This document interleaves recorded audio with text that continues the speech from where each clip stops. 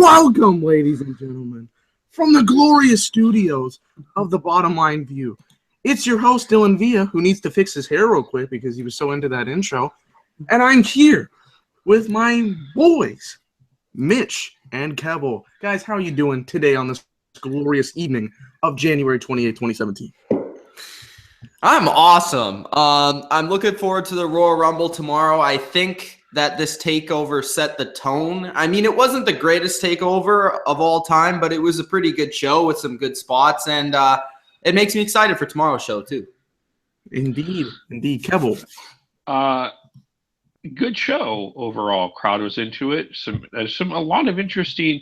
This wasn't like this show didn't have like the incredible match quality that Takeover Toronto had, but this show had. I thought did some interesting things to make us think. I think it had great booking. I think that's the best thing about this show. Yes. Yeah. Glorious booking indeed. I did not think this was the greatest show in the world, but again, the booking was really good. But we're going to talk about that main event match because it was fucking awesome.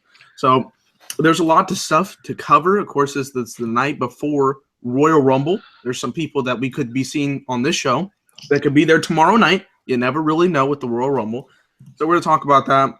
We're going to talk about the match quality, what we thought of the matches, where some of these guys go from here, because it's interesting to see how some of these guys were booked.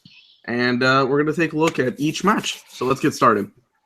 First match of the night, we have Eric Young, the leader of Sanity, taking on Tye Dillinger. Now, one thing I didn't like about these matches that weren't for the titles, these first two matches, was that they didn't get a video package. They were not really built on. So somebody like Mitch, who doesn't watch NXT, didn't really understand the concept of the story. They tried to do it in the match, which was good. They didn't do that in the next match, which I'll talk about. But in this match, I was really confused as to if somebody didn't know the story, how are they supposed to grasp it? Speaking of which, Dylan, before I don't want to interrupt you, but did you catch the pre-show? I did. Oh, you did? Because Charlie Caruso was on it. That is all. Yes. I knew one of you, Charlie Caruso's future husband, would be on there. I do think that there's an important note that we should start off with. Go ahead. Is the announcement of Corey Graves. What exactly was? He's leaving. He's leaving the commentary booth of NXT. This was his last show. Yeah. Do we know who's replacing him, though? Nigel McGuinness. Oh, okay. I'm happy. All right, cool. Because with sadly Percy Watson. I was devastated for about 5 seconds, and then he told me Nigel McGuinness is there. So I didn't know that. That's breaking news for me. Yeah. But that's great. That's actually pretty good. Although I can't stand Percy Watson, so he's kind of there. All I say is more Charlie Caruso. More Charlie Caruso will be in a good life here. So that actually, thank you for Kevil for that, because I was not going to expect that next week coming into the NXT episode. This match. I'm not just a pretty face, you know. Hit Kevil up. You need to, guys, if you want to, at KVOLE. Check him out on Twitter. This match here, I thought this for the first three matches. I thought the booking, in terms of who was going to win and lose, kind of was a lose-lose situation. And I want to explain it on this one.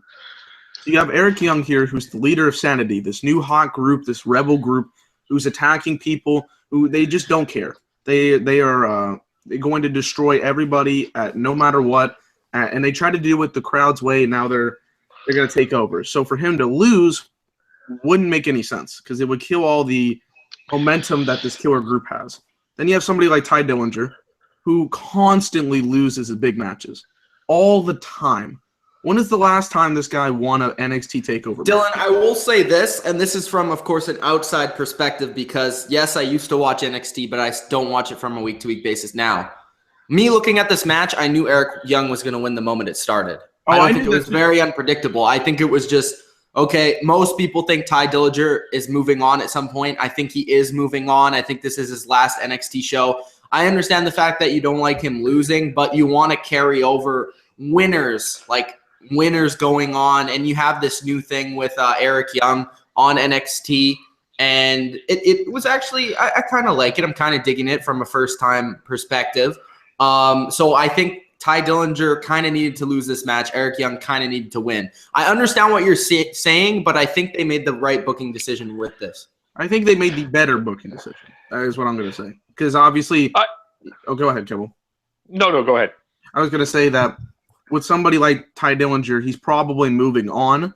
I would just like him to have some kind of win streak at some point, because even before this match, he hasn't really won a whole lot of matches since the beginning of last year.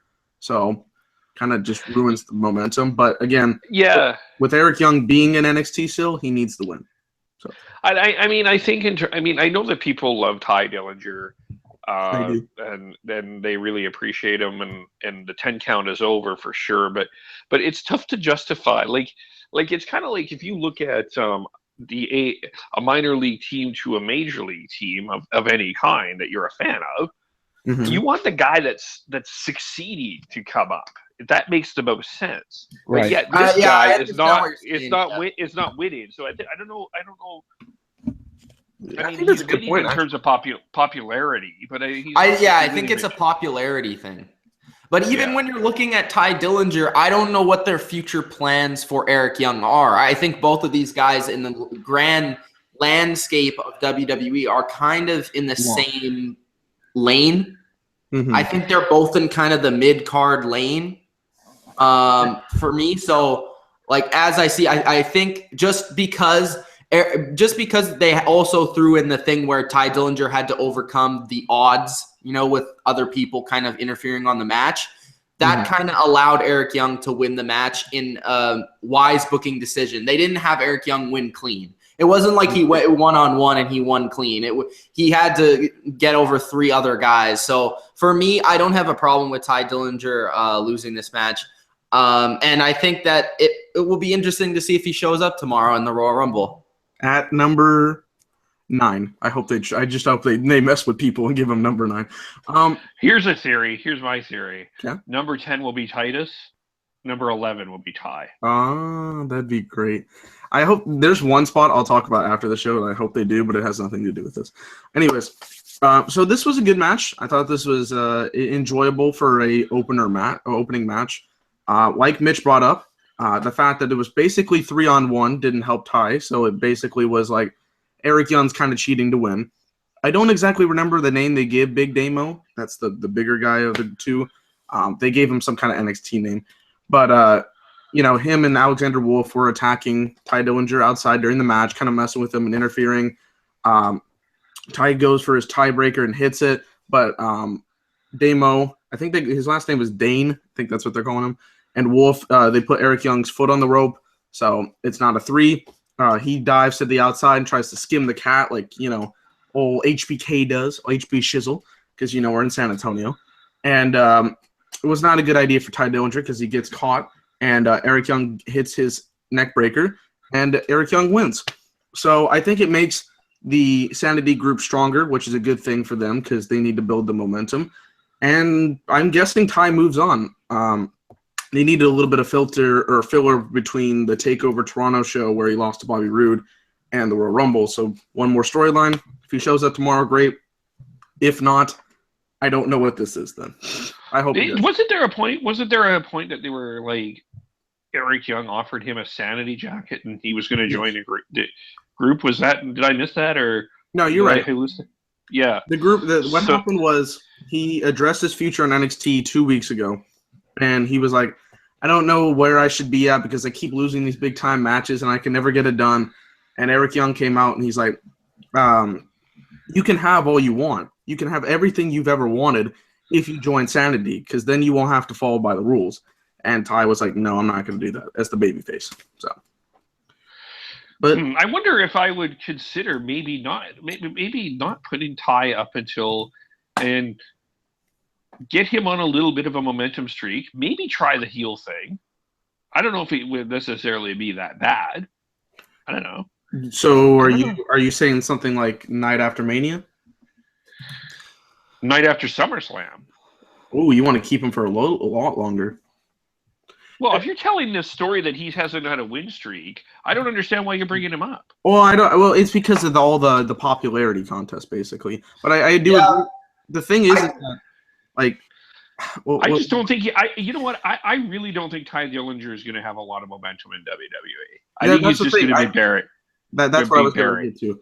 I don't exactly know what plans they have for him. Like, what is he going to be feuding with, or is he going for a belt? I don't exactly know where he's going to be put in there. So I also think, I just want to say this. I think if I was the WWE and if I'm thinking like how the WWE thinks, they don't want to sabotage the Royal Rumble by having Tye Dillinger be in it. I'm just saying, because the fans are going to react and they're going to do the 10 thing the whole time. And what if WWE's looking at this and they're like, maybe we wanted Tye Dillinger to come in the Royal Rumble, but since this 10 thing has kind of been taking over, and we had the whole like fiasco at Toronto, maybe we don't really want this to happen at Royal Rumble. Maybe we want to save him to come after WrestleMania or come at a later date. Maybe like kind of extend his time on NXT. I'm not sure. Well, to Mitch's point, too, the thing that you also have to think about here is the amount of stars that you have in this Royal Rumble. Yeah, you can't have the crowd hijack this. Yes, and also I want to bring up, it's hard to put over a new talent when you have so many of these guys, so many of these stars. Who do they eliminate? How long do they stay in the match? It's very difficult. So for me, you're only like, is it just going to be Samoa Joe coming in? Maybe it's just one NXT guy that gets in. It might just be Joe, because let's think about this from perspective. Last year, the big guy that came in, the hot hand, was AJ Styles, but he was a huge guy from across the globe. You know, like he did a lot of things before coming into WWE. Tye Dillinger, although we love him, I love him at least, he's been an NXT mid-carder for like 3 years. So he's not going to come in with the same hype as somebody like AJ Styles was. And there's not nearly as much star power in this match as there was, or in that match as there is in this match. Mm-hmm. So I also want to just go to the comment section real quick.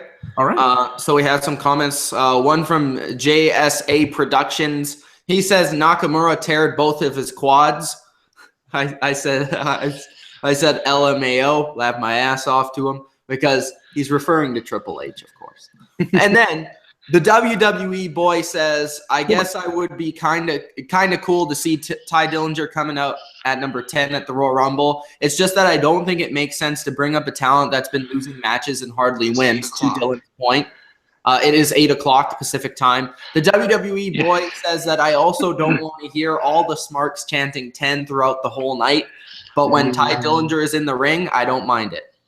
I don't like that. It was fucking annoying tonight when a count was going on and everybody was like, 10, 10, 10, shut the fuck up, 10. You know, like, I don't really like that. In his match. Hey, Dylan, I don't want to see you doing the 10 chant at freaking NXT TakeOver or at WrestleMania if you're saying that then. I don't want to hear it. I will do it when he's in the match. If he's in a match, I will do it. That's fair. But I'm not going to do it anywhere else. Stupid. Anyways, I thought it was a good match. Eric Young won, so he gets the momentum. We'll see what Tye Dillinger does in about 20 hours or so. Well, 26, somewhere on there. So we'll talk about him tomorrow if he's there, and we'll see his NXT plans. I'm going to give this match a 3.25 out of 5. Good booking. I like the call to get Eric Young in. If Tye Dillinger is going to stay in NXT, this is a good decision. If not, the momentum's going to be really awkward. Kevo? I think I'm going to actually save some of my comments for Eric Young a little bit later. Ooh. Because I have a theory. Okay. I will say the match was well booked, and that's what I take away from it. And in terms of the match, I think it's a good way. I liked how they started. They started slow and built it up. Yep. Which is un-NXT of them, but it was a good way to do it. I personally like that style more. We'll get to that in the main event, but I think that's the best way to book a match is to slowly progress. That's kind of old school, but so yeah, we thought it was good stuff there.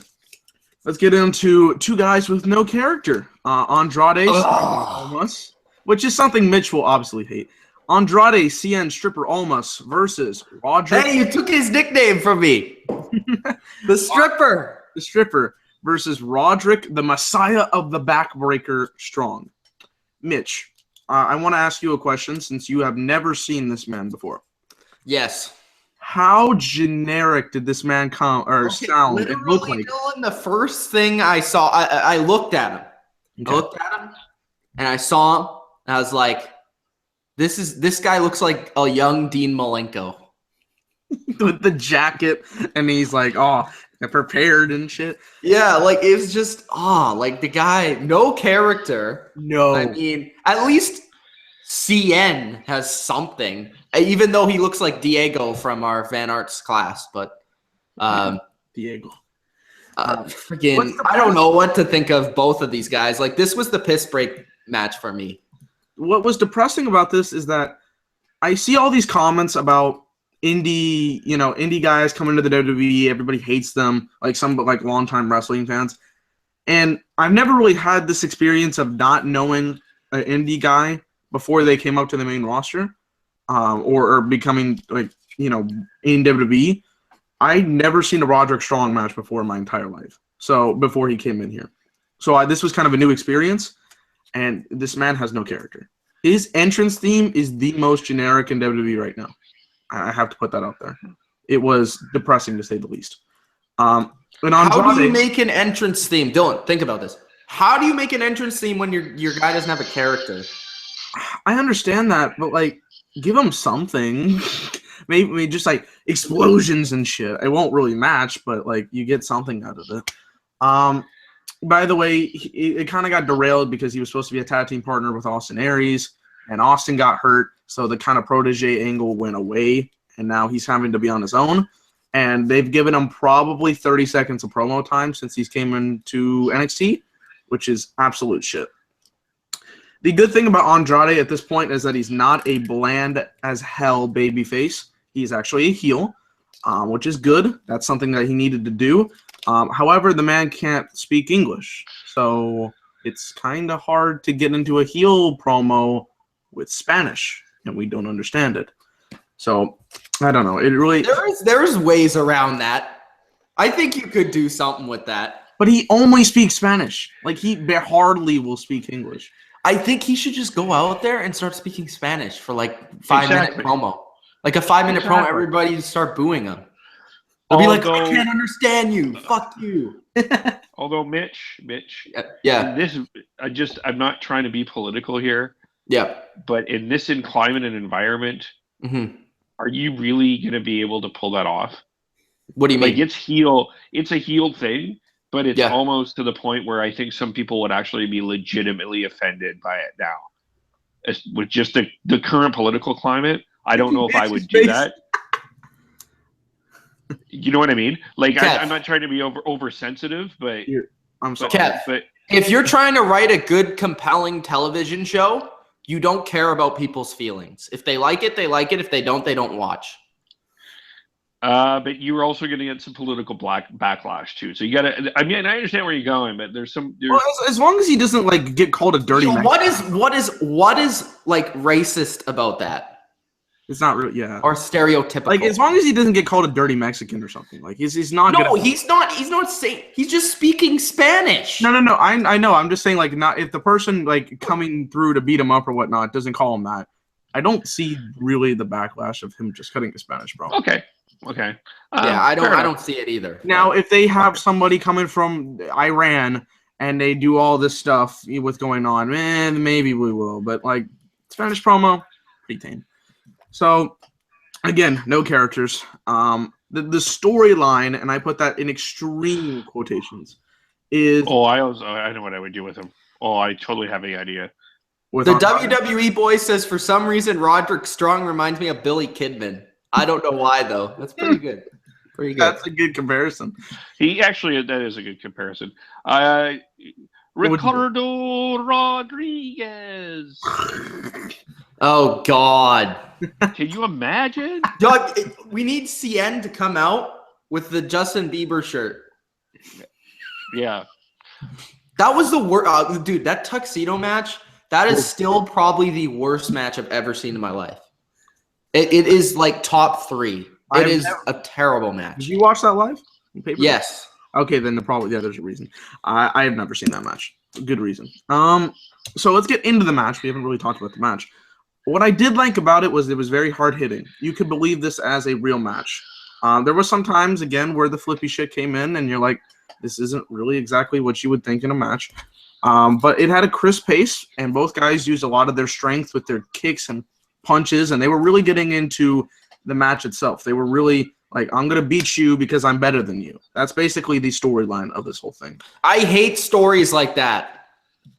Because it's so simplistic and it's just so basic, and it happens so often nowadays. Like, the only reason people like watching a match, and I'm like, what's the story of this match? It's like, that guy's trying to outdo the other guy. I'm like, the only time you can do that is if it's for the world title, because then you're proving you're the number one. Yeah, that's fine. If it's like 2 of the biggest guys in the company and they're going at it, and it's like, who's the best? Yeah, that makes sense. But this is a match between Andrade, Cien, Almas, and Roderick, Dean Malenko Jr. Strong. So like, it work. Dean Kidman Strong. Dean Kidman. Can we say that? Dean. Yeah, there you go. Dean Kidman Strong versus Andrade Stripper Almas. Again, the match was good. There was some stuff to it that I kind of liked. It was a hard, like, there were some spots I was like, ooh, they're getting into it. Backbreaker thing, they try to put over the fact that he can hit a backbreaker from literally anywhere. Who cares? It's a backbreaker. Double knees by Almas in the corner, which I thought was really cool. But the match is ended by this is not a chick kick, by the way, Mitch. It's a sick kick. So again, very bland and stealing from people that are already in the company. Okay, honestly, get rid of the kicks. Well, there were 17 kicks in this match, and I'm like, this is your finisher? Because, like, how is this one any more painful than the last 7? Arian is in the chat, and he says, fuck Sami Zayn and Donald Trump. Arian, what's up, man? I like it. And he says, I'm Persian. Ooh, Persian. All right. Send me some chocolates, fam. So, this match, to me, my grandma says it best, right? This is true. This is true. My grandma came up to me one time when I was watching a match. She's like, "So what's the storyline? What's the what are the characters?" And I kind of explained it in the most like low grading way because there wasn't really anything to it. She's like, "These guys could put on a 5-star match, but how am I supposed to care if there's no storyline or characters?" Simple. Grandma is glorious. Glorious, man. Watching my rants, obviously. So this match gets a NA out of 5 because there's no such thing to rate if I didn't care about it. This match gets a piss break out of 5. I'm going to give this match a 2 out of 5. I think that the thing that you have to remember here, though, is they're rebuilding 2 guys. Mm-hmm. So I don't mind that they're at the beginning. That if this was the main event, I would be piss break out of 5 probably. This was the beginning of. We're starting slow. We're developing some new people here to get into the NXT audience. They need to develop their characters. I totally am with you on that. But we're in a little bit. You do forget we are in a little bit of a rebuild with NXT right now. We're in a slow point. People. Yeah, we are in a slow point. So I'm going to give it a 2 out of 5. Fair enough. I would be pissed if this was the main event of the show. Because it would feel like, oh, we're just going to cater to the goddamn wrestling crowd again, which is NXT, but still. No storyline, no characters, can't really get invested, and you don't know where either of these guys are going to go. So to me, this was a lose-lose situation as well. Moving on to our third matchup here, and I know one of these teams impressed Mitch tonight, and one has already been impressed by Mitch. Authors of Pain took on DIY for the NXT Tag Team Championships.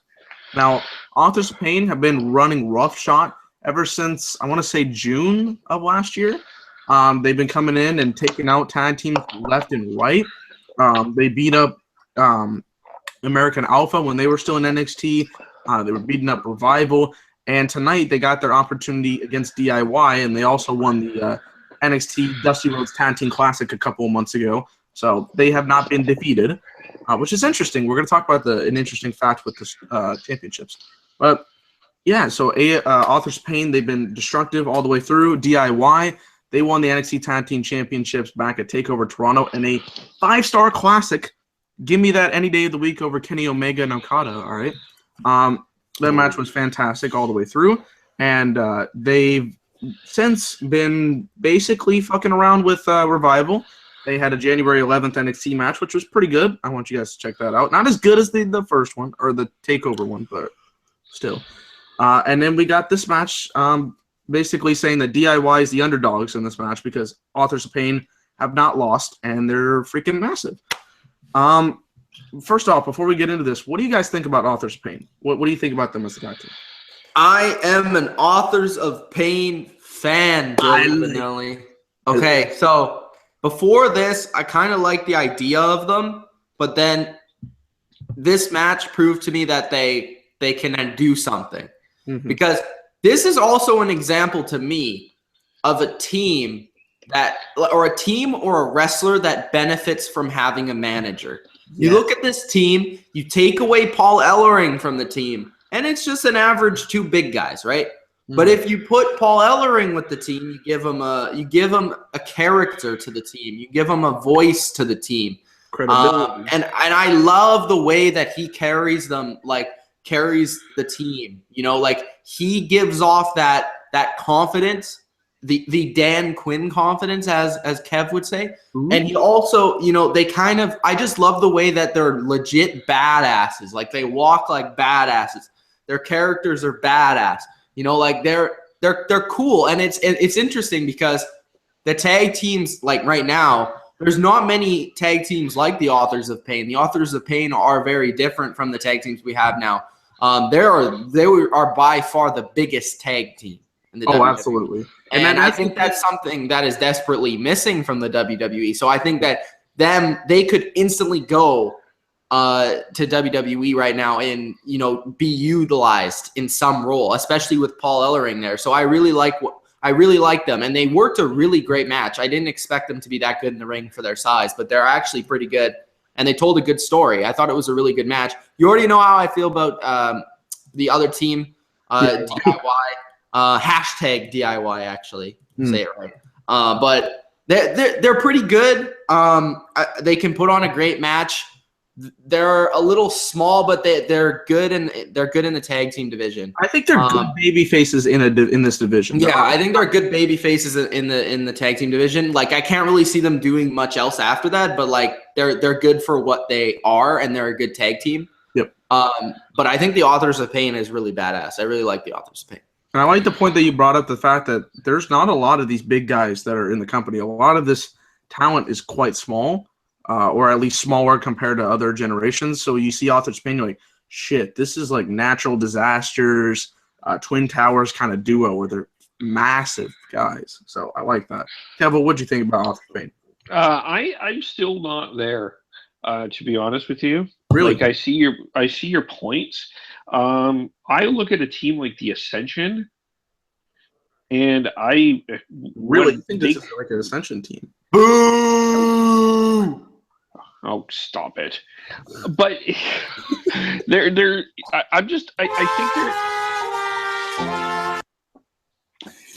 I'm concerned that when they come up to WWE, they're going to be caricatures, which is what happened. One of the things that happened to the Ascension. Well, I'm not assuming anything that's happening in the WWE. I'm saying right now the way that they're being booked in NXT is great.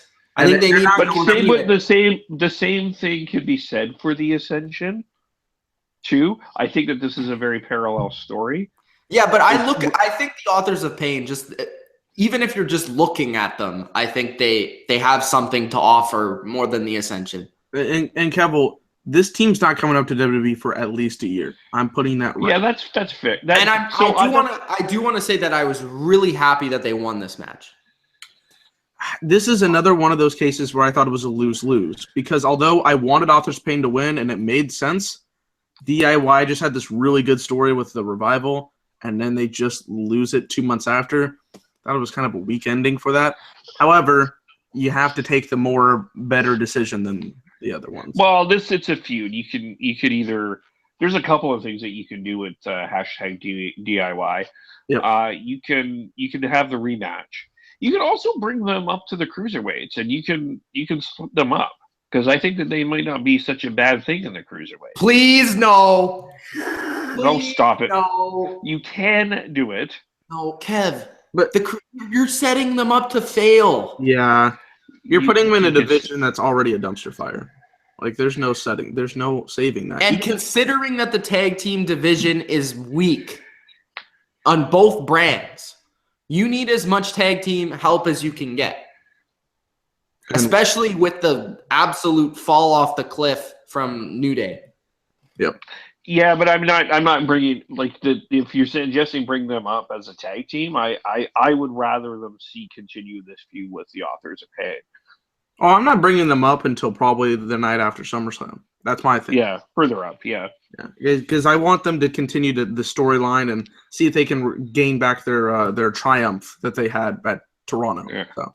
Yeah. But there's also the the other way that you can do this, and I mentioned this in Cruiserweight, but you could split them in NXT and have that feud there too. I thought they were going to do that at one point, because when they were doing the Cruiserweight Classic, they had a one-on-one match together.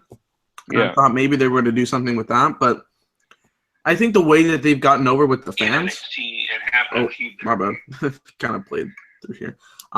Like when they've been getting over with the fans quite a bit, so I just don't see them splitting up this tag team if they got good chemistry. So I don't know. It just wouldn't make sense for me. But we'll see how it goes. I think this match was quite good. I think it's the second best on the card.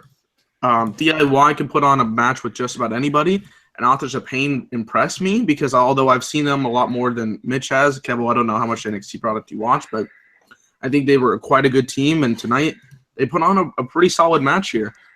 Basically, the storyline was, or not the storyline, but the story of the match was, we're going to use our smarts, if you're DIY, to try to beat the bigger team in Authors of Pain, because you're obviously not going to outstrong them, although Ciampa is quite strong because he suplexed them, which was impressive. Gargano being the smaller guy, but has a lot more fan support. He's going to use like his strategy of, I'm going to duck through and maneuver him and use my quickness to get through him. So I like that. And for Authors of Pain, they just need to get on the right level because they're still they're called rookies, kind of.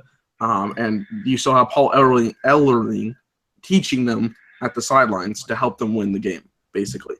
So I thought it was a good match. A lot of back and forth stuff, hard hitting. Gargano, when he's going off like really fast, I think it's quite fun to see. But Authors of Pain, of course, were in control for most of the match. The ending of the match was quite cool. Authors of Pain were in the middle of the ring, and DIY looked like they're going to finally get through this huge obstacle of Authors of Pain. They're going to hit their double knees, but they stop them and get hit with the double power bomb, like run-in power bomb combination. They throw Gargano to the outside, and Ciampa takes the fall with the side Russian leg sweep clothesline combo. So Authors of Pain are your new NXT Tag Team Champions. Again, I feel bad that DIY isn't, their run from Toronto to now just got stopped. However, like Kevin said, you can bring this in a feud. You can have some kind of interesting, they finally beat the big guys that have been running roughshod or whatnot. So there's a lot of time to do that. And either way about it, this feud is going to continue, and I like both teams quite a bit, and Authors of Pain did impress me tonight. So I'm going to give this match a 4 out of 5. Entertaining match. Oh. Echo? We have an echo. Echo?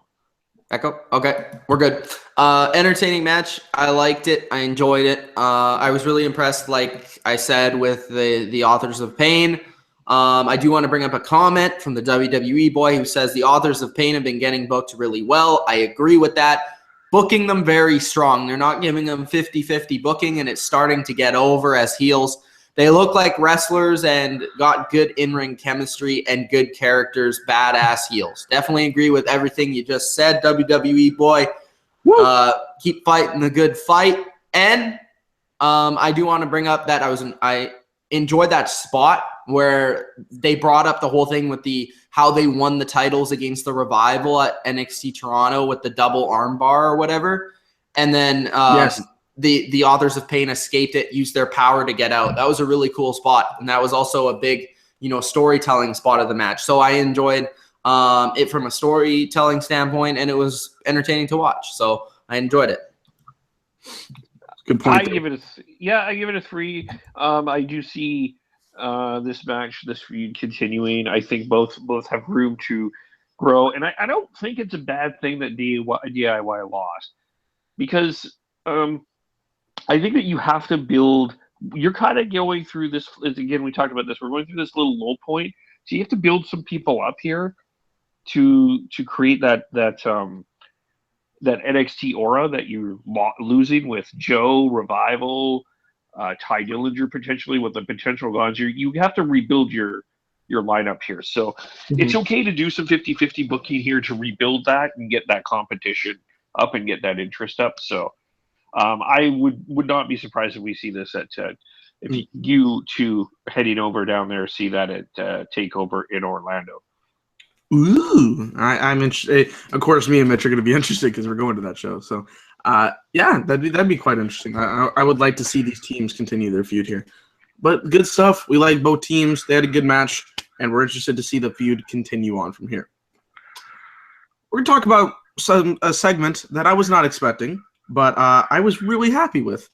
Seth freaking Rollins showed up to NXT tonight. Why? Because the dumbass just figured out that TakeOver and Triple H are synonymous with each other. Congratulations. I don't know who gave him his brain. I don't know who gave him his brain, but he finally figured it out. He connected the two puzzle pieces that were left and realized this was the second most glorious thing on the show. Seth Rollins comes out like we're basically with the commentators. They're like trying to get us to go on to the next match, kind of relieve ourselves. And then you just hear Seth Rollins in the background. He's like, "You son of a bitch, get over here!" He's basically mad because he lost his Royal Rumble spot on Monday to Sami Zayn. Our boy Arian's gonna love him for that. But basically, his spot was taken. He believes Triple H had something to do with it. So he's like, "You son of a bitch! You took my spot away from me. You've ruined my life. I want you here. Get out here right now because I know you're here at TakeOver." And I'm like, How is it taking you this long? But then again, I'm still like, thank God this happened. So hold on here though. Okay. Yes, this is a good segment. It was good to see him finally figure this out. But Triple H doesn't come to the ring at NXT. Then I'm going to explain why this is a good idea. Okay, let me get through. I'm being kind of silly here, but shouldn't he have looked in the back? Hello, where's Triple H? Have you seen Triple H? I want to explain why this is a good idea. Can I just want to tell what happened, then I'll explain why, Kebo. Yeah. So Triple H comes out, and we kind of have a stare off. He's like taking a couple steps, and then he comes to security. Gets the security to do his dirty work. So Seth Rollins is going frantic. He's like, "Oh, God, I got to get to Triple H." He's beating up security members, but it gets too much, and they take him off. Why I like this, instead of what you were saying, is the fact that, A, Triple H is going to be there. It's just going to happen. But B, what I like is that Triple H is not taking Seth Rollins seriously. That is the goal with me in the storyline. Triple H is not taking Seth Rollins as a threat. Basically what they did with the Bryan storyline a couple years ago, where you have Triple H knows exactly what he did, and he doesn't have any remorse for what he did. However, he doesn't really care because he's the COO of the company. So Rollins, in the next couple of weeks, is going to have to take drastic measures to get to Triple H.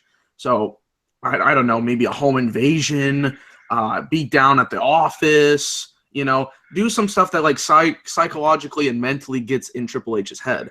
Because at this point, Triple H just doesn't care. And until he gets in the mind of Triple H, will then set up that match. So that's why I like this segment. I was joking with you there. I actually did like how this went off. I liked it. Lies! He just backtracked his statement. No, I didn't backtrack. Hey, live comments, get after Kevo. Stop guy it, Mitch. backtracking Let me his talk. segments. The man talk. The man talk. Is this done Okay, now? Kevo, go No, ahead. I actually seriously was joking because it's like he's never really in the ring, but it was a great. I really liked how they cut us off right away. It was quite a shock because no one was expecting it. We didn't hear the music. I liked that Triple H kind of quickly came out. He didn't waste any time, and I think that the only danger here is it feels like Triple H is more of a face in NXT world, where in WWE world he comes across a little bit more as a heel. But they played that off. They played that off really well. Kev? They played that off really well, and I actually think that Triple H didn't come off as much of a. Actually, it made Seth Rollins in NXT world look a bit more douchey, coming in and interrupting this program than it did Triple H. He didn't need to go in. He just needed to bring in the security and be done and continue on with the show. So I liked it. Now you can talk. Anything, Mitch? It's supposed to be a discussion, Kev. Yes, I but know. you cut him off while he's talking. That's not how it's supposed to work. It's a discussion, guys. It's a review. All right. No, this is not how it works. Okay. So, what was I going to say? I was going to say that first, I think to your point, Kev, about Triple H being like a face in NXT, I think it's because every one of the fans of NXT, like really, like they bow down to the God, the Hunter, the Hearst, and the Helmsley because he books the almighty NXT. So that's why everybody loves Triple H in NXT. And then they love Seth Rollins because he's one of the original members. So I think that it worked in this setting also because you brought up how it was kind of a shock. You didn't hear the entrance music. And he kind of just came out of nowhere. You're like, oh my God, it's Seth Rollins. That's pretty cool. So Seth Rollins is in the ring. What's going to happen? And then he finally calls out Triple H. So I'm like, thank God, finally, all right? Triple H comes out, does his thing, sends the security. I really like this because this also teases tomorrow. It teases what's going to happen next. Is Triple H going to come out? Is he going to do something to Rollins at Royal Rumble? Is he going to do something to Rollins at Raw? When is Triple H going to strike? Because we know that Rollins tried to sabotage his show. So eventually Triple H is going to do something to Rollins, and it's just going to be a shock all around. So it makes everybody a lot more interested. And I also think, like, as much as we've been on Rollins and Triple H in this storyline to advance quicker, I think it's been dragging on because it started so far away, like almost a year ago, right? So it was like half a year ago it started. So now that it's going all the way to WrestleMania and they want to have that match at WrestleMania, you really usually start your feuds for WrestleMania around the Royal Rumble. So hopefully they start picking it up from this point, and this is the launching point for the feud. Yeah, I agree with that.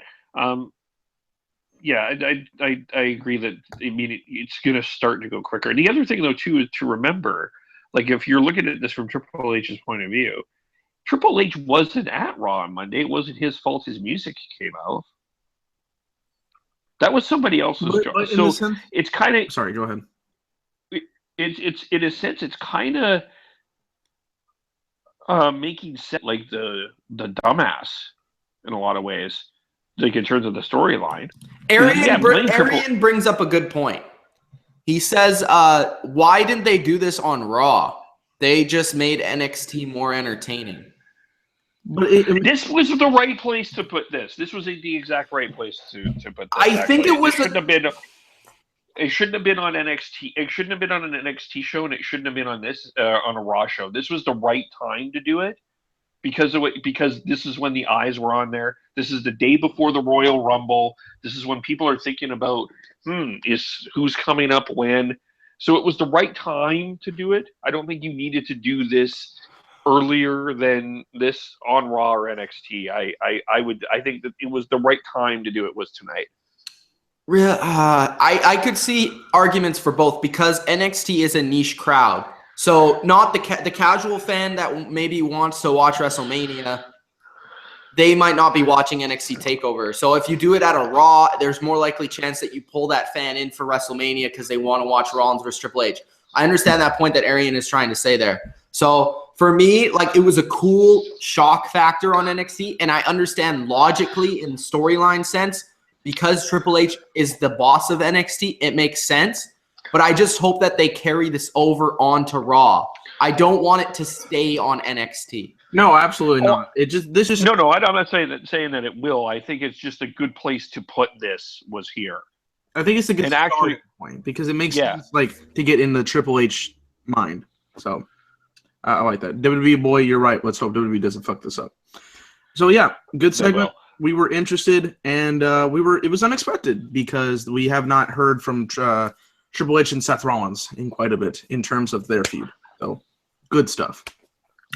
Let's get into this women's clusterfuck of a match. Peyton Royce versus Billie Kay versus Nikki Cross versus Asuka. You can play that sound again, Mitch. Exactly. Here's the thing. This match had a decent feud coming into it. The storyline was Asuka wants opponents.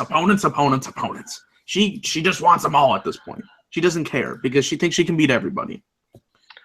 Out comes Billie Kay and Peyton Royce, who have been doing their thing in the women's division. They've been beating up lower to mid-card women's wrestlers. They don't really care. And they just are kind of like the bully characters in this situation. So they've been doing their thing, and they attacked Asuka, and they've had a beef because they want her title. Nikki Cross, I like the build-up for her in this match. What they did was Nikki Cross would 1 week be in a Sanity promo and see the NXT Women's Championship on there. She's like, I want this. But like as a very small thing that you're supposed to pick up. The next week, it's just hanging there. And Nikki Cross is staring at the title, and Asuka walks up, and they stare at each other, and she points to the title like that. It's going to be mine soon. Slow, methodical build. And until 2 weeks ago, when they all fought in the ring, and Nikki Cross beat up Asuka to finish the segment. So I like the feud. However, Peyton Royce and Billie Kay made this match a clusterfuck. They made this match not good, or not as good as it could be. I did like some of the spots that they did in this match, but they were the main focal point. I think what they're trying to build to is a Nikki Cross and Asuka match at the Orlando show. That's what it seemed to me, because what happened was the game plan for Billie Kay and Peyton Royce was to beat up both women. They were just going to tag team it, and they were never going to let – the story was they were never going to let Cross and Asuka face each other. They had one little sparring segment, but other than that, they didn't really get into it a whole lot. And they went to the NXT announcers area, and they double suplexed her off the announcers table onto a wooden table, which logically wouldn't make any sense, but I guess like height-wise, I don't know. It just sounds weird. Like, why would you build them on that? But anyways, they took Nikki Cross out of the match. She would not be heard from again after that point. So they went back to Asuka. They started beating her up. She hit one. I can't remember what she hit. A Widow's Peak. She hit a Widow's Peak, and you're like, oh crap, is Peyton Royce going to win? But it was at 2.5. Asuka beats up the two, what I'm going to call jamokes, and wins the match pretty easily in about 3 minutes afterwards. So to me, this was a filler women's takeover match. So you can get to a bigger match, which I'm guessing is Cross and Asuka, because they didn't really spar. And if they're not going to have this match, it really confuses me, because what was the point? But overall, I thought it was okay at best. Some good spots. I did like the Nikki Cross neck breaker from the apron down to the ring floor. I thought that was cool. The table spot was cool. But overall, just kind of a filler women's match to get to the next one. Nikki Cross was the biggest takeaway for me from this match. She's someone who I can tell gets it. I mean, she has the psychology. Mm-hmm. She understands how to work a match. She's not just out there, and she's not the best looking out there, okay? But that's not her purpose. That's not her character, and that's fine. She serves a purpose. She's different, and she's more of a lunatic than Dean Ambrose. So there's that. I do like Nikki Cross. Arian, this is actually the first time I've ever seen her, to be honest. So it was actually she was actually really good. That was the biggest takeaway for me. Peyton Royce and Billie Kay. This is an interesting note because they have Asuka, Billie Kay, and Peyton Royce. To me, this is an interesting dilemma because you have Asuka, who you want to make like really strong, and you kind of had to have her squash these two. I mean, like these two, it hurts them and it kind of buries them in a way, but you can't have Asuka lose here in this match. Like it wouldn't make any sense. You have to have her look really strong as possible, and Nikki Cross and her are going to be facing each other. I really like the side note at the end of the match where they kind of looked at each other at the end. That was good. The match itself was whatever, but those were the things I took away from the match. And I'm looking forward to see what they do with Nikki Cross. Yep. Yeah, this is another one it's the slow build. I mean, they had that great angle a couple of weeks ago. But this is about Nikki and Asuka. I really don't know what you do with Peyton and Billie, really. Peyton Royce and Billie. I want to call her Kidman, but not Kidman. I do. I don't know why. Maybe there's a few other options for them, but this is about. And I think that Nikki and Asuka will be a different match. It's not going to be what NXT fans are used to, but I think it's going to be I think it still will be an enjoyable match. I think people will enjoy it for different reasons, though. So. It's going to have more of a storyline basis to it, which I think is good because a lot of these women's matches are built on, holy shit, Bayley and Sasha can wrestle in the ring. So, I like that. Yeah. I want to bring up Arian in the comments, which he has a great point. He said, my argument is, why does a casual viewer care about Asuka? She doesn't look like a wrestler. She has no character and mic ability. I've been saying this since day one. Well, we both have because we've been watching that since day one. I think this has been the biggest problem. She can't speak English. Okay? At least with Nakamura, the man has attempted to learn English. He can cut a promo in English. She has just outright refused to learn English. And you can't get over in an American wrestling organization without having the proper English ability, or, the learning ability to speak English. So, it makes no sense. Her character is all over the place, if she even has one. And on top of that, her matches aren't that good. I'm sorry. They're not that great, in my opinion. So that's just my opinion. But I think Nikki will get a good match out of her, though. I think Nikki is quite good. Also, let me tell you, I want to tell you guys a story. So Nikki was on a match, I don't know. It was like before one of these NXT shows, probably in June, in a TakeOver show last year, like the TakeOver The End, I think is what it was, like the week before. And they had a women's match. And she came out to she was the most generic babyface. She was at the time called Nikki Glencross, where she was just very generic, had no real character to her, and looked like just one of these women, like random jobbers in the NXT. And it's all about a character, guys, because once you have a good character on you, the sky's the limit. You can do anything with it. So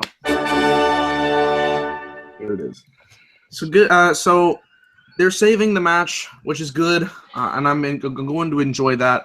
However, for this match with Billie Kay and Peyton Royce, they kind of made this go bleh. So again, another NA out of 5, or actually, you know what? I'll give it a rating. I'll give it a 2 out of 5. For the match. Anybody want to give their grade? I would go with 2. 2? And Mitch doesn't grade. So, okay.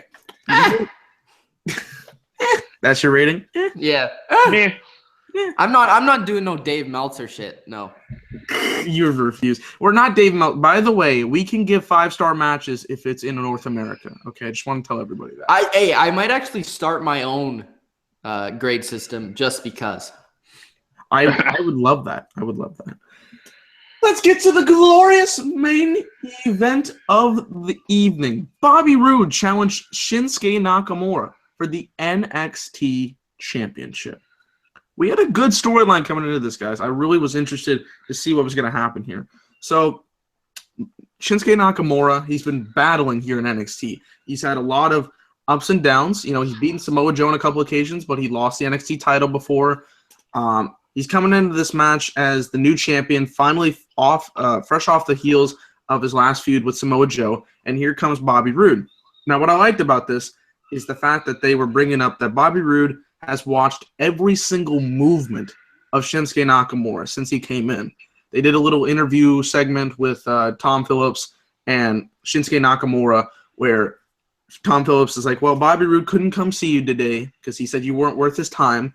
However, he did have this to give you, and it was an NXT TakeOver Dallas ticket. Bobby Roode, that was his first WWE official appearance, was at that show. And Shinsuke Nakamura, of course, was facing Sami Zayn in that tremendous match. And so basically the story is like Bobby Roode knows the ins and outs of what Shinsuke Nakamura is going to bring to the table. He knows what moves he's going to do. He's watched every single match. And even though he's a guy that's glorious and has his own thing about him, he's studied a lot about Shinsuke Nakamura. So I really like that. It got you interested, and you wanted to see what Bobby Roode was going to do in this match. Let's talk about the entrances, because these guys... Wait, Dylan, there was a match? I just watched the entrances, bro. I turned it off after that. You turned it off, bro? These are the two best entrances in WWE today. So they were absolutely, say it with me, guys, Gloria. So Bobby Roode came out and did his little robe thing, and then he had 8 women come out with him and in nice dresses, and they walked to the ring with him while he was doing the Glorious. It looked like the women came straight from the Deal or No Deal set. That's a good point. So he had his 8 women, but then not to be topped, Shinsuke Nakamura came in his WrestleMania 3 ring cart and his NXT championship and rode down the aisle in his violin. I thought that was quite cool. These guys have the best entrances in WWE today, so seeing both of them just both in the same match, like, oh, God, it was so good to listen to. As you guys heard in the very beginning of the review, I had to play it. So let's get into the match. I thought this match was fantastic. I thought my building, the building of this match, the build-up and the anticipation was glorious. What they did was a very slow build. They were trying to get into each other's head. They would start off by Bobby Roode just kind of staring at him and doing his pose of glorious. Shinsuke Nakamura doing the little mind games where he would go up to him on the ropes and do his little head swivel, just to get into their heads a little bit. Like, this is going to be a long match. And they went over time. They went about 15 minutes over time. I don't know who exactly did it or if it was the Seth Rollins segment or whatever, but I like that. They gave these guys a lot of time. I want to say this match was damn near close to a half an hour, if I'm not mistaken. So it was about 20 minutes. Was it really 20 minutes only? Yeah, because it started at 6:55. And they went, wow. I think it was like, okay, I'll have to pull that up here in a little bit.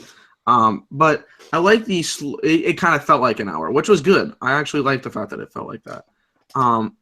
So the slow pace of it all, you got interested in what they're going to do, and you're just going a little bit slow getting in there.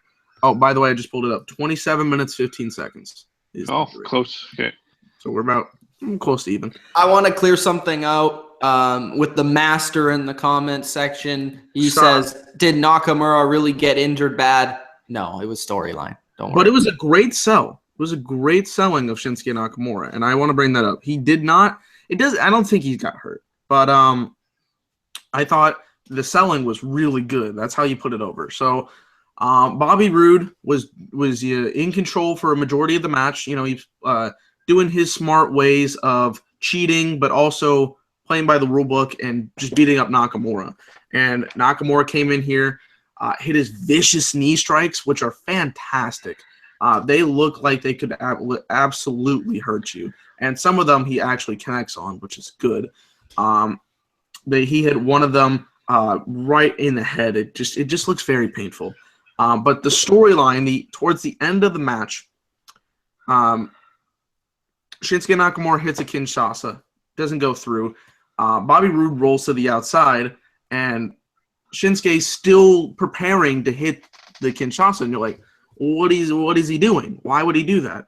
So this was the best part of the match. Oh yeah, this last 5 to 6 minutes was absolutely fantastic. So they're on the apron. Shinsuke Nakamura hits a Kinshasa, but lands really bad on his knee. So they're both on the outside, and everybody's like, holy shit, holy shit. He's on the outside. He's clutching at his knee because he just landed really hard on it after getting the Kinshasa. So Bobby Roode gets thrown in there. They go back in. He's trying to relieve a little bit of the pain or a little bit of energy in his knee. And you're trying to get – he's like, God, I got to get through this match. He hits a third Kinshasa in the ring. So you're like, Bobby Roode's done. There's no way he's going to get out of it. However, Nakamura could not get the pin. He is – like clutching at his knee, like this is the serious ACL, MCL injury. By the way, I forgot this segment, or I forgot the spot, but when he was going to do his first one, Bobby Roode was laying dead unconscious on the ground, and he kind of sparked him into in there. I thought that was a great little segment right there of the match. So he's clutching at his knee, and he's like, oh, God, I can't get through this, or like I can't go and pin him. But doctors are training, or doctors, referees, they're all looking at him like, can you get through this match? Are you going to be able to continue? And he's like, I'm going to go in there. He's like on his knees in the corner. And the second that he starts to get in the ring, Bobby Roode picks him up, hits a glorious DDT. Everybody's like, oh my God, he's going to steal it. He's going to steal it. 1-2, kick out. One of the best parts of this match was Bobby Roode's selling of the kick out. Yeah. He kind of backs up. He's like, oh my God, what did I just see? And I saw that, like, I had this reaction like, holy shit. He kicked out of that. I thought that was going to be over. I really like that spot. Then Bobby Roode, he's like, screw this. I'm getting it done. It's another glorious DDT. And now Bobby Roode is your new NXT champion. It is a glorious day here for NXT as we have a new NXT champion. I thought this match was awesome. I like the slow build-up. Get each guy to know each other in the ring. They have really good chemistry. And that's what I was expecting in this match because you have one of the best Japanese wrestlers and you have one of the best American wrestlers. And they go in the ring and they prove their different styles and they clashed and meshed really, really well. And leading up to that Kinshasa spot on the outside, the selling was fantastic. Every single person in the building was like, damn, this is a really good built-up match. And that's the thing. You want fan interaction. You want to get people invested. And damn it, they got people invested with this match. I don't care if I say it. It's a 5 out of 5 for me. I'll take this any day over Okada Omega. Okay? This was a great match. 5 out of 5, damn. I'm just going to keep blasting that match, all right? I thought it was a lot of fun, and it's two of my all-time favorite wrestlers. It's just in my heart, So that was kind of that helped out a lot. But great match. What do you guys think about this match? First off,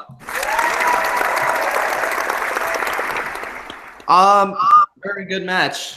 I mean, it was a very good match, very emotional, told a story. Both guys went at it, and like you said, Japanese wrestler, American wrestler, TNA versus New Japan. It was a good match between two very good wrestlers. I do want to comment on the wrestlers in particular. Yeah. There was one comment here. First time says Nakamura has MMA background. He was referring to when you were talking about the knees. There are things I really like about Nakamura, and there's things that I just really don't like. The things that I really like is his wrestling because he's very realistic, actual fight when he's wrestling, and I really appreciate that from Nakamura. But the other side is I can't get over his facial expressions. I'm just like I'm like cringing when he does his facial expressions. I don't know what it is, but it's just like ugh. But it was a really good match. I love Bobby Roode. This guy has been underrated his whole career. Absolutely. He's finally got to WWE. Been there for Team Canada, guys. Team Canada. Yeah, Team Canada represented Toronto. The Canadians, me and Kev, represent. And we are like, Canadian hashtag. Bobby Roode, man. Great on the mic, great in the ring. He looks like a wrestler. Star. I wish he was in WWE a while back. It would have been nice to see him in WWE. But it's going to be interesting to see, like, the number one thing I'm taking away from this is, like, what are they going to do with Shinsuke when he gets to the main roster? Like, I say that every time I watch him. Like, I'm like, he has something. Like, there's something there, but can they capitalize off that? And it's going to be very interesting to see how the casual audience reacts to him. But I think, like I've been saying, you need to benefit. You need to start talking about his MMA experience. You need to start talking about how legit this guy is, because he doesn't look like a big guy. He's not a big guy. He's skinny, but he has legitimate background experience. So if you utilize that, it begins to put in the mind of people that he is a badass despite him not looking like one. Make it come out, and he has the entrance. He has the big showcase and everything. So I feel like you can do some stuff with both of these guys, and they definitely proved that in this match. It was a very good match. JR was commenting about it on Twitter. He says this is an announcer's dream. By the way, I'm going to discuss my new ranking system for matches at the end. I just wrote it down real quick. But yeah, very good match. I was entertained. Some comments. Sasha Banks in the comment says, I'm in San Antonio. I'm back from NXT. 10 out of 10. 10 out of 10. Bang. Yep. Hey, wow. I was at TakeOver Dallas. There was some mediocre matches on that show, but it's a 10 out of 10 experience for me because it was fucking awesome. And whenever Sasha Banks says it's a 10 out of 10, then Bro, Sasha Banks is on our channel, man. We just got we got made. You got made. We made it. Campbell, what'd you think about this match? Well, going into this match, I'm going to be honest with you. It's not that I don't like these two. I do. I think they're great wrestlers. I just wasn't sure what to expect because I felt, they may not mesh. I wasn't really sure about their styles, but it worked. And you talked about that NXT Dallas, Dylan. It kind of played in, like how Roode built up slowly, the strategy. He played that into the match as well. I felt, I really nothing to complain about this match. I mean, Bobby Roode is excellent. You guys are absolutely right. Bobby Roode is probably one of the top guys that people don't know. I know that people love Kenny Omega, and I enjoy Kenny Omega too. But Bobby Roode just has just a very safe psychological. One of my favorite Bobby Roode moments was when he fought James Storm in TNA for the belt, and he sat there with the beer bottle, and he sat there and he looked at it, and he looked at it, and he looked at it for 4 minutes, and you're like, does he do it? And he's such a great storyteller. It's just couple of years. It's just so so great. It was so great, and Nakamura too is great, but such in a different way. But I'm going to say this, and people are going to be a little bit upset with me. I don't expect him to be there tomorrow. No, he won't be. I think he when I watched Nakamura in New Japan a couple of years ago when he faced Styles, that was a great match, no question about it. But he's improved. He's improved since that, and I think he still needs a little bit more time. So I'm actually more interested in seeing him go back after Roode. Yes. For a bit. Then you bring him up. I think it's more beneficial. Then you bring him up to the Rumble, because I don't really see a WrestleMania opponent for him. Yeah, I think it's a great idea to keep him there. Maybe night after Mania, perhaps, but I think it's a great idea to keep him in here right now because he's flourishing, honestly, in NXT. Yes, I think you have to keep him in NXT right now, mostly because, to me, when I look at the WrestleMania card, it's pretty jam-packed. And if you want to have Shinsuke be a bigger star come next year, you can't force him into an already jam-packed card. You need to put the spotlight on him. You can't just have, him on the sidelines, The thing that kind of hurt AJ Styles in his match last year, even though he had a good match with Jericho, is that there was so much shit packed into that show. Even though there was injuries, now without those injuries, there's going to be more people here. It's just not going to happen. I would like to see him continue his run in NXT because as somebody that's been watching the show every week, he's quite enjoyable. And there's probably some things he still needs to work on, improve on. I think in the ring, he's already accomplished how to be in a WWE ring. because going from New Japan to WWE is It's different. It's different, yeah. There's certain things you have to work on. Maybe work on a little bit more of the English language. He's learned a lot. Do you think he should get a manager? I was going to ask you this. No. At one point, I would have said yes, but I don't. I think he still should. Unless if you're going to give him like somebody like Paul Heyman, I don't see the point. I think they want to groom him. But that would almost ruin Nakamura. I feel like there's a certain aura with him that he doesn't need a manager. Because he's got a lot of charisma. And if he gets the English language in his grasp, I think he can do it. And I'll tell you this. I met the guy at Dallas, and he had just come over from the States, or come to the States from Japan, and he did not know a lot of English. He spoke a couple of sentences. He was a little bit talkative, and we had a little chat. But you can tell from just then that he at least knows a lot more, and he's trying to figure out the style because they're going to push him, in my opinion. They're going to do quite well with him, hopefully. So there's some interesting. It almost. I don't even know if I would bring him up after WrestleMania. I almost would wait until after SummerSlam. Yeah, it depends on the booking of this storyline. Yeah. So we'll see if they play hot potato, or if they make Bobby Roode dominant, or if Shinsuke is going to sell that knee injury and they build up to a longer feud. Maybe. Yeah. Maybe Bobby does have a little mini feud in between, and Nakamura comes back after like the takeover in Orlando, and then they do something with that. We'll see.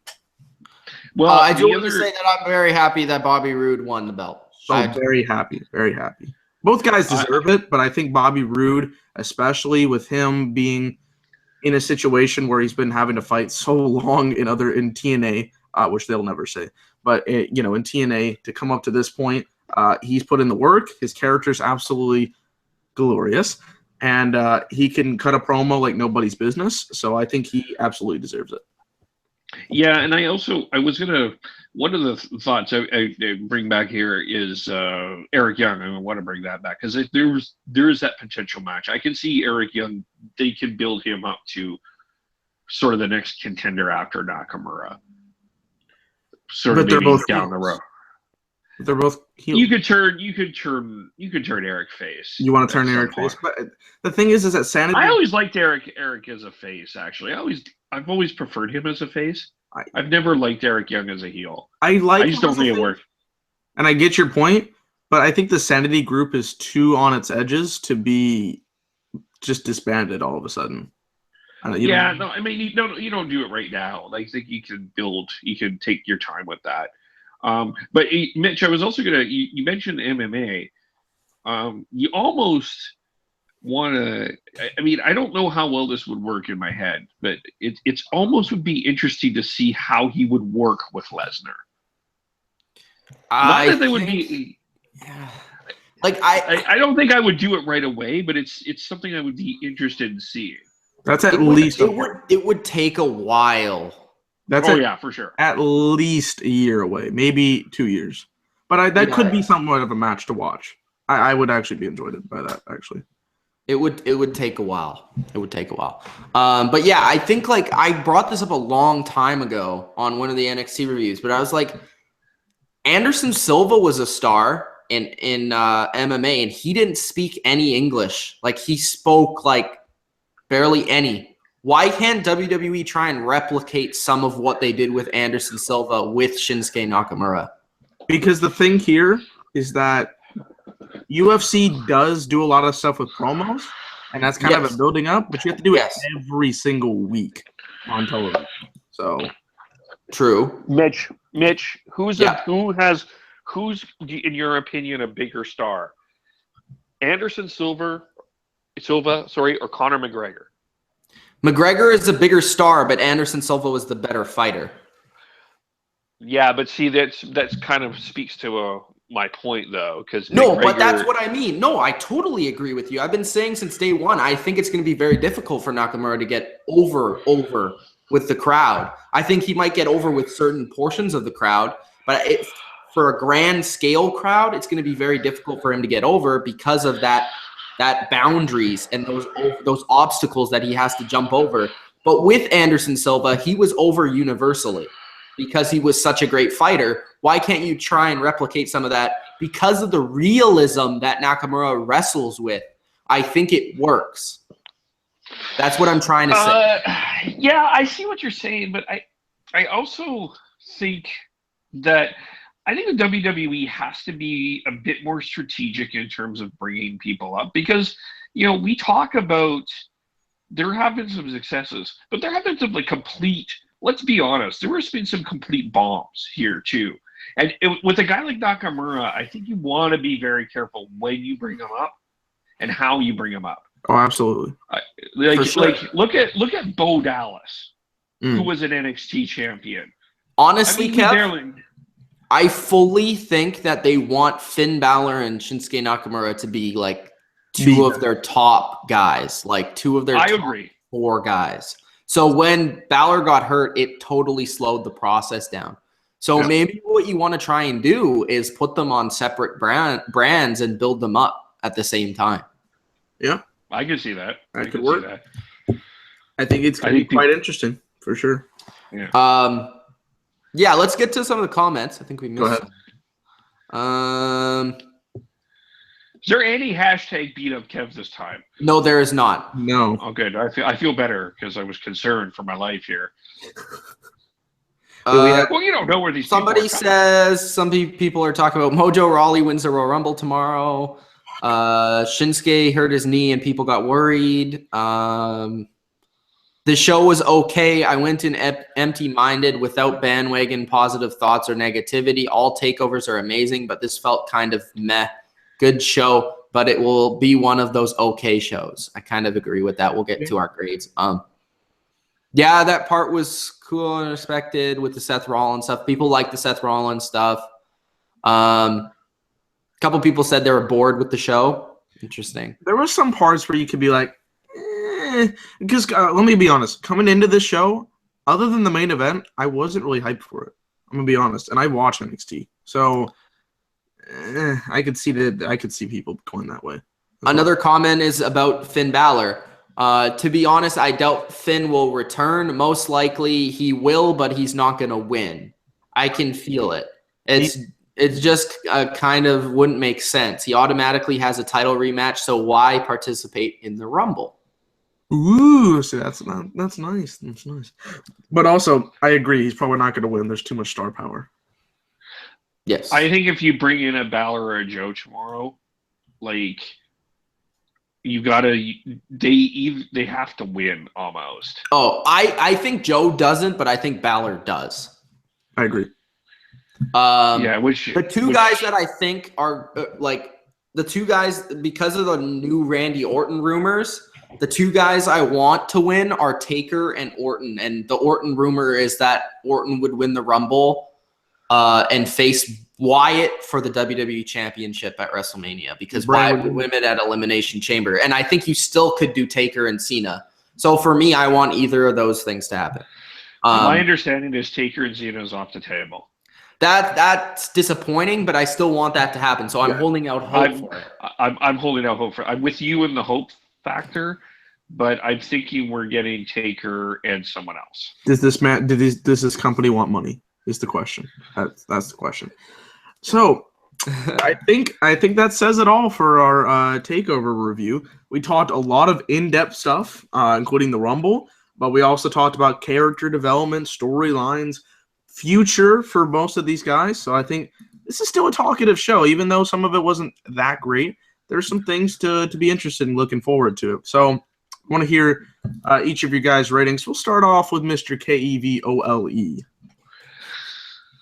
I am going to probably be maybe the higher of everyone, and I'm going to give this a 7. And here's why. This isn't going into the show. I knew that we were building towards something else. We're actually building towards two things. We're building towards the Rumble, in a sense, because we know NXT guys are going to be at the Rumble. And we also are building to NXT Takeover Orlando, which will be a bigger show than tonight here in San Antonio. Yep. So when you look at it that way, you built your Asuka Nikki feud. You You potentially have you've created 2 new champions, which people interested. Everyone is happy about Bobby Roode. The Authors of Pain will be interesting as champions. You also got the Seth Triple H segment, which nobody was expecting tonight, and was a pleasant surprise. So I think for what the intent of this show was, it did its job. So that's why I'm going to give it a 7 out of 10. I don't have the button, but I'm going to give you the clap. I thought that was a pretty good explanation. Actually, Kev, I was going to give it the same grade, mostly because of the booking. You pretty much brought it up. There was a piss break. There was a pretty poor women's match, but it did some good things by putting Asuka over and having the whole thing with Nikki Cross. So it did some good things moving forward. You had the Seth Rollins segment, which I enjoyed. Eric Young, Tye Dillinger, whatever. But Eric Young wins, so that was the proper call there. They did everything correctly.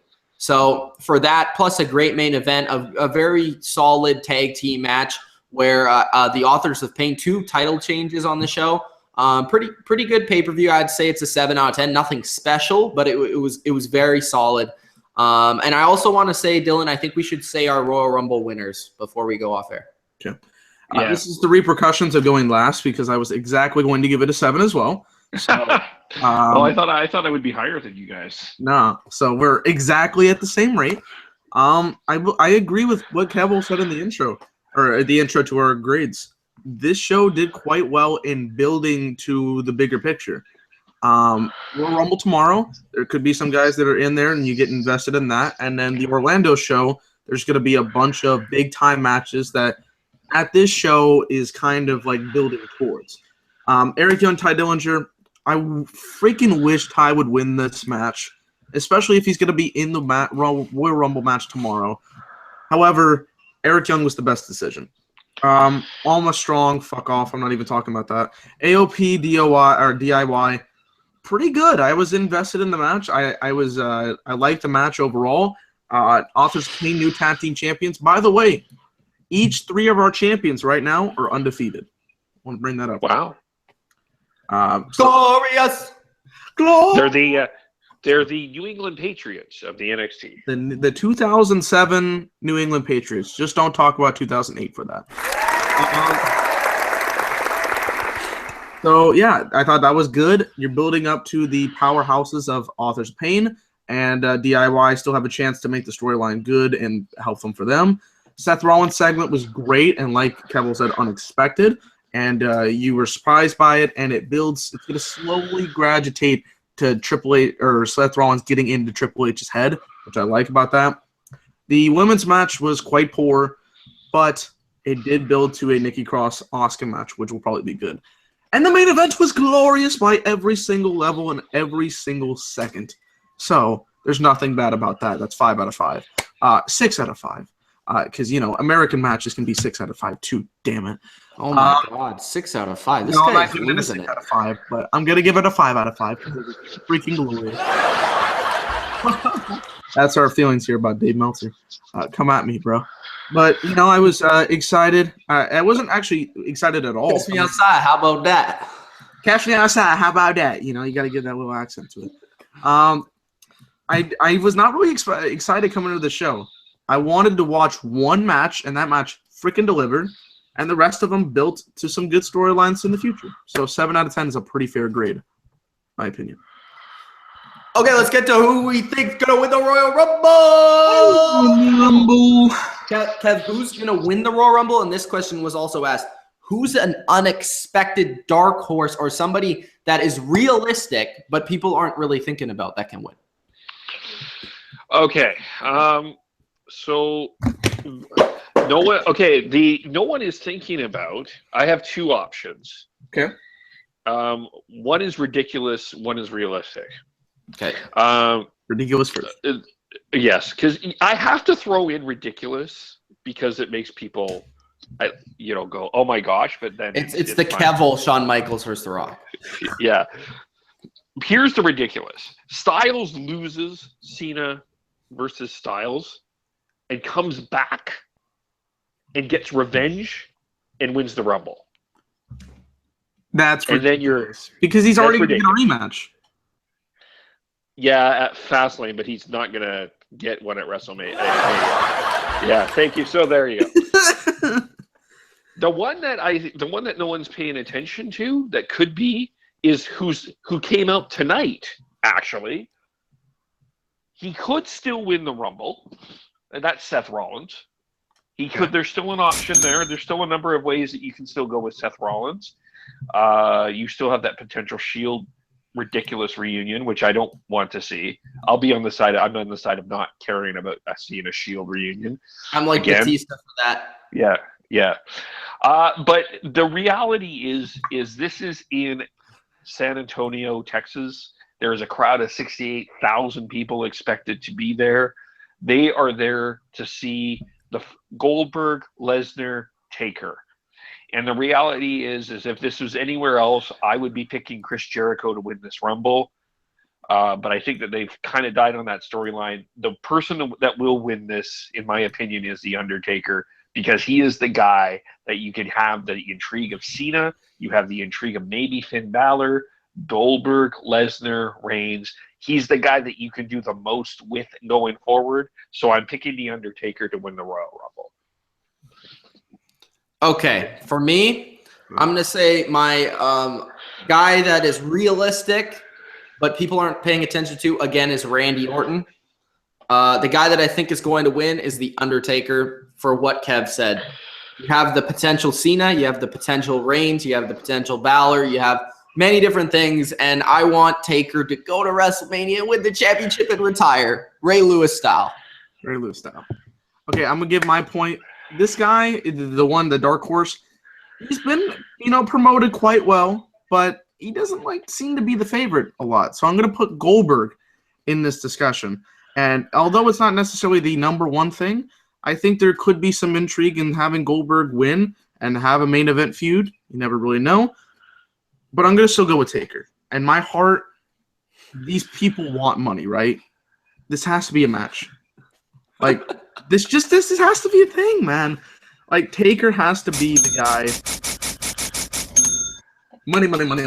Wait, Shane McMahon dollars all the way over on the other side of the room. I wish I could grab it. Wait, you know what? No, I have this. Money in the bank. Okay. These people want money, or at least they should, because they don't have ratings. So they need money. And Taker Cena is the money match. It's the money draw. Gets people in the doors. And I think that's the best logical way to get the main event across for WrestleMania. That's all I'm saying. So, thank you guys for watching this NXT TakeOver San Antonio review. If you guys enjoyed this video, Gronk spike the like button. Gronk spike it, all right? It's glorious here at the Bottom Line View tonight. We're very excited to give you this review. If you guys enjoyed, of course, comment below your thoughts on TakeOver. Did you enjoy it? Did you like our review? Who do you think is going to be at the Rumble tomorrow? Go talk about every single one of those things in the comment section below. And if you haven't already, what you doing, man? Subscribe to the Bottom Line View right now, or we're going to cash you outside. How about that? No, we're not going to do that because we want you to be fans of the channel. Why would I fight you? That's just crazy. So I don't fight. Yeah, Kevel doesn't. I just talk about fight. He talks about fighting, but he doesn't want to fight because somebody wanted to beat up Kevel the other day, and we're not going to be about that. So we want to have a good community here at the Bottom Line View. Best promotion, best YouTube channel. That's what we want to have. So for our boy Kevel, do you have anything to shout out? 5 podcasts a week, Tuesday. Tomorrow, I'll let Mitch plug that. But on my channel, we did an NHL recap with Mitch and Trent. Spreaker.com/KEVOLE. Otherwise, I've been yelling today at Trump, but that's a whole other topic. So, Mitch, got anything to promote? Super Bowl! Thank you, Ricardo Rodriguez. Super Bowl next week. So lots of stuff coming up for the Super Bowl. If you're an NFL fan, subscribe. Numerous videos with Kevel, retro reviews of past Super Bowls. Great Super Bowls, by the way. We did one today. We're doing one, or did one yesterday. And and we're doing one on Sunday as well. Check out our wrestling stuff. If you haven't checked out my predictions for Royal Rumble and you want to know what I think about it, check out that predictions video. That's pretty much sums up what I think about the show and who I think is going to win and all that stuff. For tomorrow, we're going to have a review for the Royal Rumble. Big time stuff there. Us three will be on it, and it will be fun. Hopefully the Royal Rumble is good, so I'm looking forward to it. And should I say my new 5-star rating system? Go ahead, man. This is the NXT review. Go ahead. Okay, so my one, all right, is Botch City. Okay, Botch City. my one is Botch City.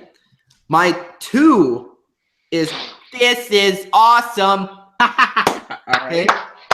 That should be the Dave Meltzer match right there. My number 3 is glorious. Okay. Right. My number 4 is holy shit. Holy shit. And my number 5 is slobber knocker.